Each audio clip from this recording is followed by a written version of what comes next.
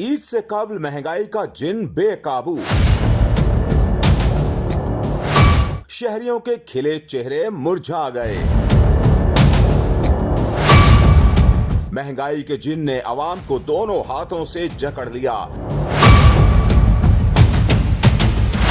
एक जानिब ईद उल अजहा की आमद सर पर है तो दूसरी जानिब महंगाई के तूफान ने आवाम की खुशियों को मसल कर रख दिया है। मीडिया रिपोर्ट्स के मुताबिक इदारा शुमारियात ने महंगाई की हफ्तावार रिपोर्ट जारी कर दी, जिसके मुताबिक रवां हफ्ते महंगाई की शरह में 0.33% इजाफा हुआ। एक हफ्ते के दौरान 20 अशियाए जरूरिया की कीमतों में इजाफा हुआ। हालिया हफ्ते में 20 किलो आटे की कीमत में 125 रुपए का इजाफा हुआ, जबकि आलू 2 रुपए और चीनी 3 रुपए फी किलो महंगी हुई। दाल मांस 6 रुपए, जिंदा मुर्गी 5 रुपए फी किलो महंगी, छोटा गोश्त 15 और बड़ा गोश्त 7 रुपए फी किलो महंगा हुआ, जबकि दूध, अंडे, दही, चावल और लहसुन भी महंगी होने वाली अशिया में शामिल हैं।